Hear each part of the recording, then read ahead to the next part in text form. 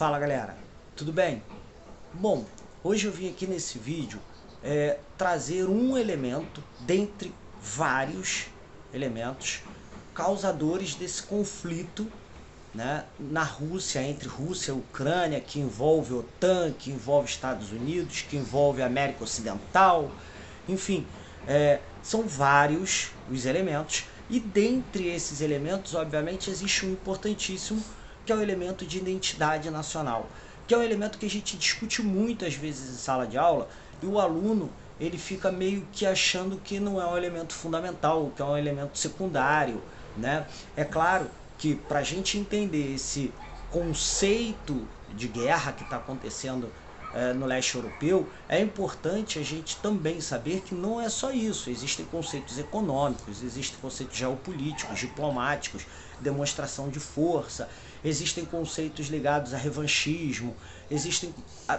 outros conceitos mais, mas que nós, no conceito que nós temos do nosso canal, vamos tentar manter isso dentro dessa ideia de identidade nacional, né? Então, basicamente, o que é identidade nacional para a gente? Identidade nacional é um conjunto de padrões éticos, morais, comportamentos que estão ligados à cultura e que fazem o indivíduo se sentir pertencido a um grupo. Obviamente que esse grupo trata sempre de um país, né? Então, quais são os elementos que te tornam brasileiros? É a língua, são as festas populares, são as formas de expressão cultural que fazem com que você se enxergue brasileiro. E isso vai ocorrer com todos os países. Então, o Brasil, por exemplo, tem o carnaval. O Brasil, por exemplo, fala a língua portuguesa. O Brasil, por exemplo, tem a questão do futebol. Então, o que une o povo brasileiro em termos culturais forma a identidade brasileira. Beleza? Assim vai acontecer também com os Estados Unidos, com a Inglaterra, com a França, e vai acontecer com a Rússia, e vai acontecer com a Ucrânia, né? Então, quando você tem, né, uma forma de quebra nesse conceito de identidade, você tem algo que é uma cisão, né? O que vai acontecer ali? Você tem uma série de elementos, tá? De uma forma geral, eu vou tentar passar para vocês alguns desses elementos que vão culminar e vão exemplificar o que acontece hoje, tá? Antes de mais nada, algumas pessoas perguntam sempre a possibilidade disso se tornar uma guerra mundial como foi a Segunda Guerra Mundial, né? Então, assim, muitos cientistas políticos que têm muito mais capacidade para analisar isso do que eu já negam essa possibilidade. Quer dizer, em 1945, os Estados Unidos conseguiu sua arma nuclear, atacou Hiroshima e Nagasaki a partir de bombas nucleares, né? Naquele momento, só os Estados Unidos tinham essas armas, beleza? Em 1949, mais ou menos, a União Soviética conseguiu também sua arma nuclear. Então, a partir desse momento, reduz muito a possibilidade de um possível enfrentamento entre grandes potências, porque sabe-se que a destruição é muito grande, e aí você detona uma bomba nuclear, o outro detona outra, e aí a destruição ela acabaria trazendo muitos prejuízos em termos humanitários, econômicos, políticos. Então, para que esse conflito alcance um grau mundial é muito difícil. Possivelmente esse conflito vai ficar restrito ali, com intervenções econômicas, sanções mais duras, mais brandas, até que isso aconteça. É bom que se diga que não é a primeira vez, tá? Não é a primeira vez que a Rússia faz isso. Tá? A Rússia já fez isso na Geórgia, tá? E a Rússia já fez isso na Crimeia.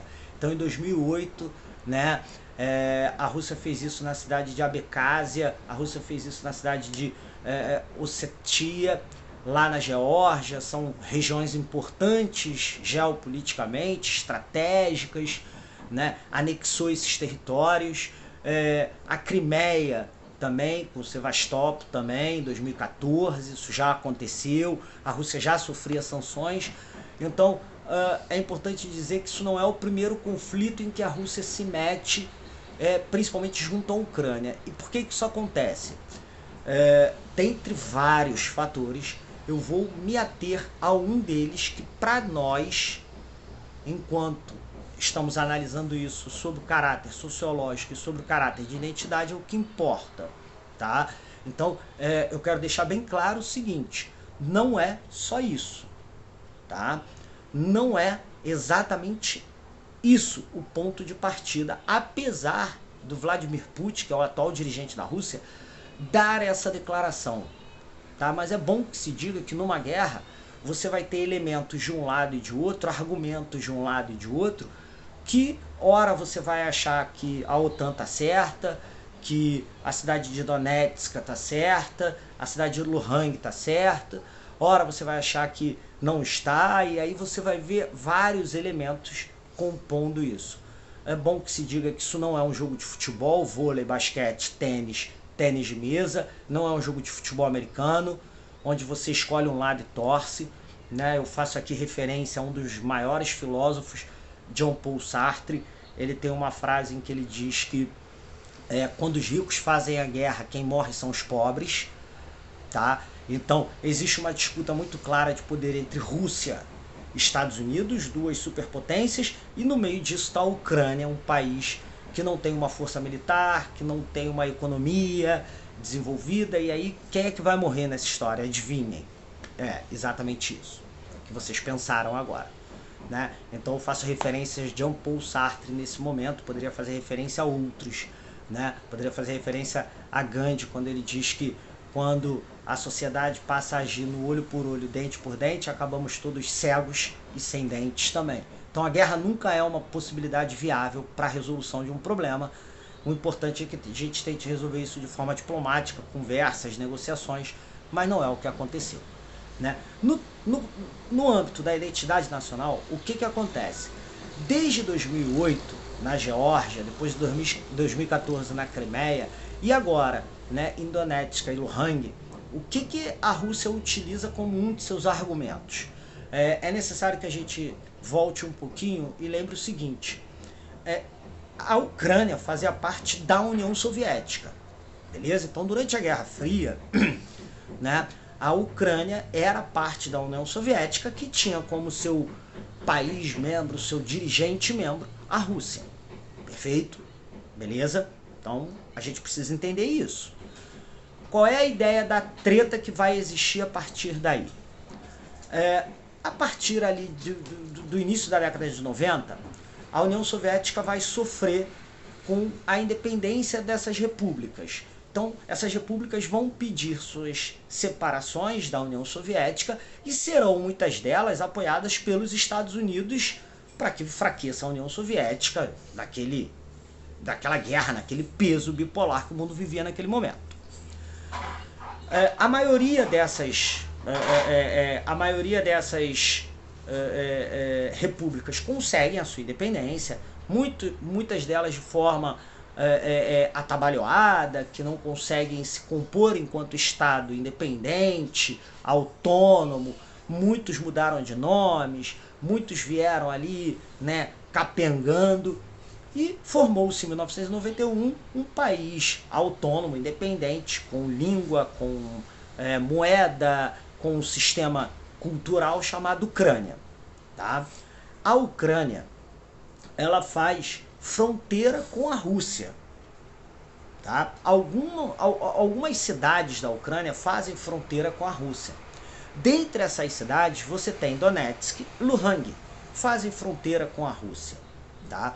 E é bom que a gente lembre que enquanto acontecia a Guerra Fria, né, no final ali da Segunda Guerra Mundial, ali em 1949, coisa e tal, foi criada a OTAN, né, a Organização do Tratado do Atlântico Norte, uma organização militar que era composta por países liderados pelos Estados Unidos, mas que estava ali restrita à Europa Ocidental, tá?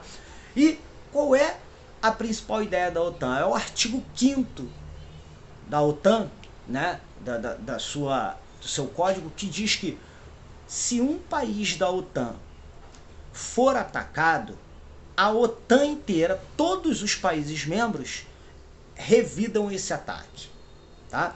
Então, na verdade, Quando um país faz parte da OTAN, o que esse país está querendo é proteção militar, porque imagina, né, um país pequeno virar membro da OTAN, se alguém atacar esse país pequeno, os Estados Unidos são mais dores desse país pequeno. Então percebam que fazer parte da OTAN é estratégico e fundamental. O que vai acontecer? A Ucrânia flerta com a OTAN há muito tempo. E a Rússia diz assim para o mundo: não flerta com a OTAN porque você faz fronteira comigo e os Estados Unidos é meu inimigo. Ora, ter um país de fronteira pertencente à OTAN é muito ruim para a Rússia, em termos geopolíticos. Até aí eu dei uma concepção geopolítica para vocês, que talvez o professor de geografia vá conseguir tornar isso mais claro para vocês.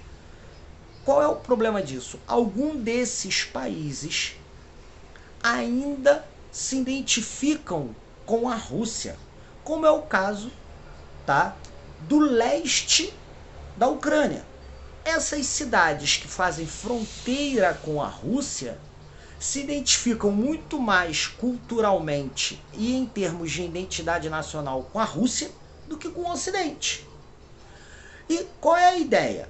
Muita gente de Donetsk, muita gente de Luhansk fala russo, vai à igreja ortodoxa, tem um sistema cultural na Rússia.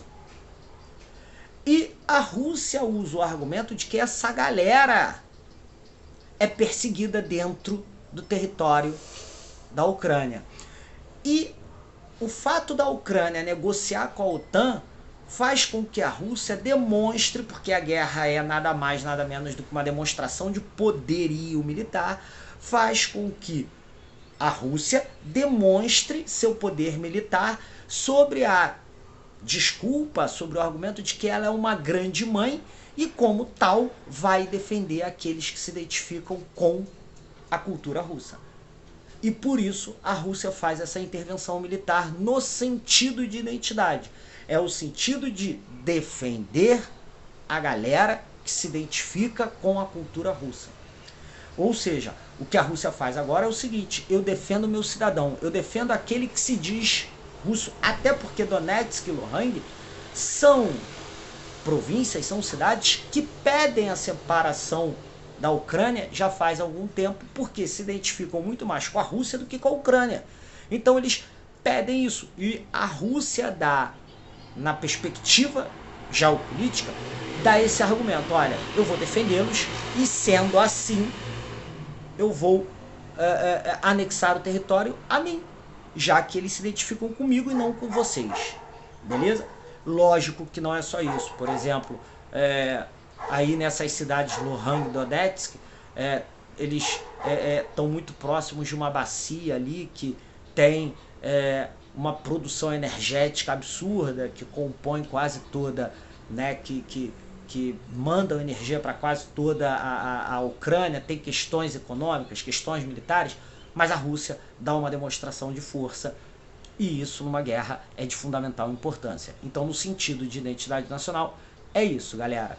Obrigado. Qualquer dúvida, deixe nos comentários. A gente vai tentar aí, ao longo da semana, identificar esse processo que tem acontecido.